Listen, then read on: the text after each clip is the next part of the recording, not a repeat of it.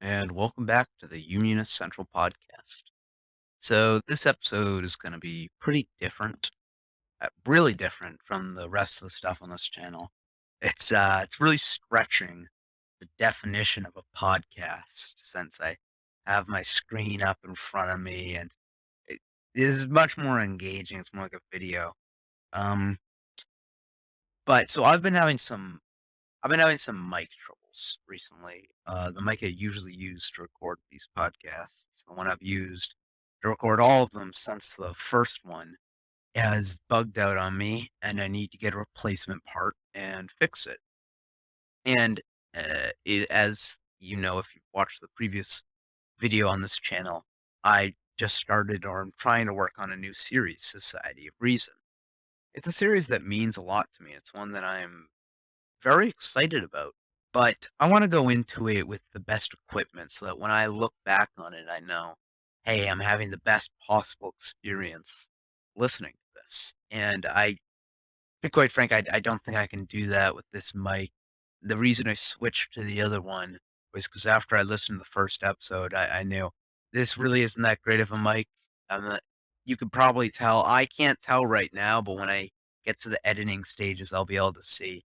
It's very, very choppy. It doesn't pick up on a lot, and I don't think it's the mic I wanna use to record culminary this jumping off point for the entire new series. So I thought to myself, what can I do in the meantime? I could do another guest episode, but I kind of wanted to get this out and maintain somewhat of a schedule, and those take planning and time.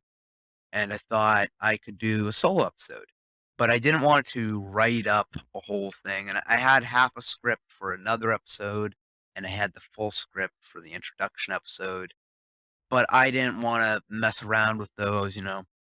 I thought give them their own time. I thought, it has to be something that is a solo episode and it has to be something that I can do unscripted. And when I'm doing this podcast, I felt uncomfortable doing solo and unscripted because I don't like carrying a one-sided conversation. I want to do it with somebody else. I think there'd be too many awkward pauses. I don't know how confident I am in my ability to do that, and I haven't had the time to test it out. And I'm just happy with the scripted solo episodes or unscripted, multi-person episodes. So, I don't want to jump into a topic solo yet. That's something I'll experiment with. But I would be happy to do what you could see right here, which is the political compass test. So I'm a big fan of the political compass test. I'm one of those kids who likes to do those little online tests like Myers-Briggs 16 personality. I don't put too much weight into it, but I think it's a fun thing to do with friends, kind of see where you land. Um, and I like the political compass. I'll find myself coming back to it every 6 months or so. I have a friend who will usually take it with and it's a lot of fun, and I actually haven't taken it in quite a while, so I think it would be interesting to see. This actually isn't my, test of choice, but I think it's a fun one to do. I'll link, down below some other tests along with this one that I think can kinda help people determine their views. Well, I will say before we jump into this, the last thing I'd just like to say is that it literally says it right here, their propositions to question the logic of individual ones that irritate you is to miss the point. Um, so some of these, in my opinion, are a little absurd. They basically come down to, do you believe in basic human rights? You'll see when we get into them. They're definitely fun, but they could be a little wonky. Um, and I'd also say that overall the test does lean pretty heavily left wing, and a bit libertarian, at least the way it frames the questions. You have a fair shot to land wherever, but I think it frames it in such a way. So you'll see a lot of people um, use the compass model, which is basically you can see it up here. We'll show it later, but left wing, right wing, as to where you land this axis, and then the vertical axis would be authoritarian, libertarian. So people who use that model without actually using the test, because the test can be a little weird. But anyways, let's get into it. So the way this is going to work. Um, is that I will read off a certain question and I'll think about it and I'll give my response and I'll kind of explain that a bit. So, this first one, if economic globalization is inevitable, it should primarily serve humanity rather than the interests of transnational corporations. I think this is very clearly strongly agree.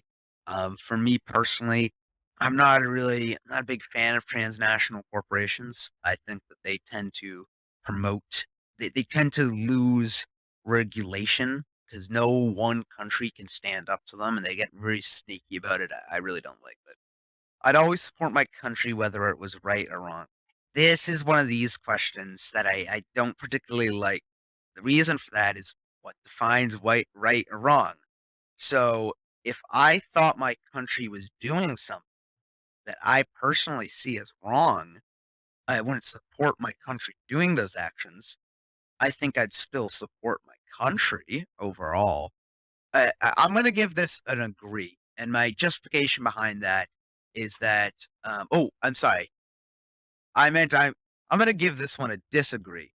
Uh, I'm sorry. I meant I'm going to give this one a disagree. Oh, silly me. My justification behind that is that I think if there was something my country was doing, like some of these foreign wars, I don't think I would necessarily support my country in those actions. Like, for example, the war in Afghanistan. I don't support the war in Afghanistan. Oh, now see, this is where I go back and forth. This is a real tricky one. I think that, for example, like with Afghanistan, I don't support my country being there. They pulled out now, but I still support my country. I, I'll leave this at disagree, but it is one that gives me some conflict just because I do believe you should kind of support your country, but I don't think you should toe the line. So I think should still dissent, but you should dissent within the confines of the society, or country rather than trying to fight against it. That's what I'll say there. No one chooses their country of birth, so it's foolish to be proud of it. This one I think depends on what you define as like proud. Um, like for example, I'm proud to be an American. I love this country. I think it's great. Um, but it definitely has some big flaws, and it's correct. No one chooses their country of birth. I would say again, I'd say disagree on this. I wouldn't say it's foolish to be proud of it. But I think there's a fine line between being proud, like, "Hey, like, we have a democracy. I'm proud that we have a democracy. That's really nice." And being like, "Oh, my country good, everyone else bad." I think there's a fine line there. So I'd say disagree, but with a caveat. Yeah.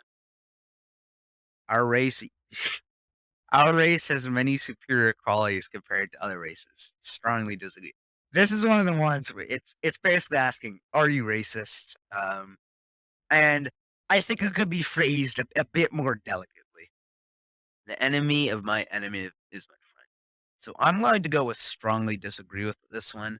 I think that there are strategic situations in which this might be true.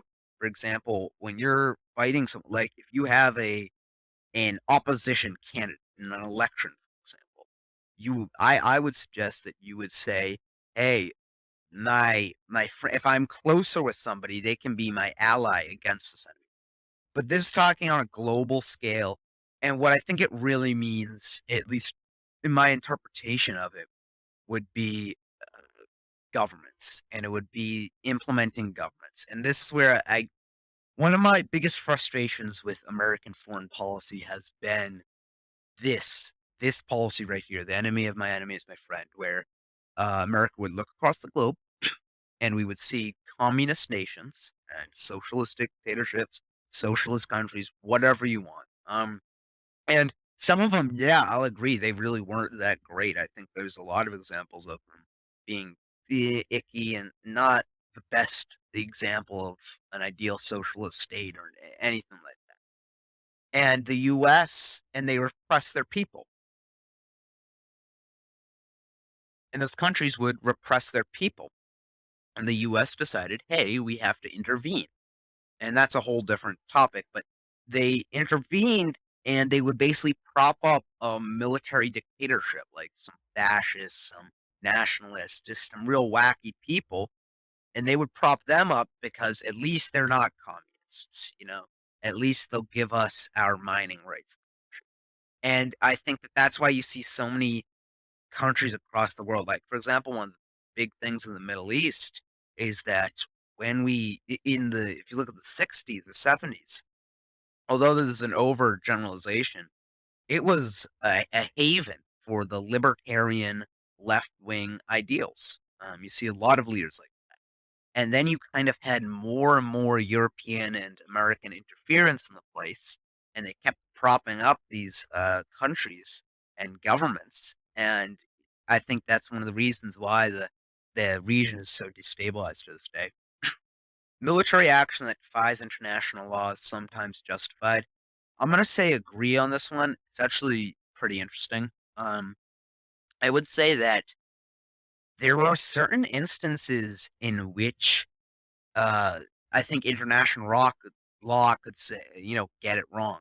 Um, or like when we have to do something. Like for example, I think there's instances like with Germany during World War II, where the U.S. I forget the name of the actual town. There was this. They basically, I believe, they bombed it and it burned down. And I don't want to touch on the matter too much, but I would say that although it was very tragic what happened there, I think there might have been an argument for it. I mean, like, what brings the end of the war faster, it saves more lives, might have some justification. I still like killing civilians, I really don't like. It gets iffy, you know? But I do think there are certain instances in which it's justified. I would say hard caveat, I think some people take that to the extreme, like America doesn't have to abide by international law, like you see with the enhanced interrogation that we saw under Bush and even under Obama, although he ended that. Hopefully. Uh, um, you kind of saw that, and it was America's perspective of like, oh well, we can do it because we're America, we're the good guys, and I don't buy into that. I think that you need to adhere to the regulatory body, but I do think that sometimes the regulatory body can get stuff wrong. There is now a worrying fusion of information and entertainment.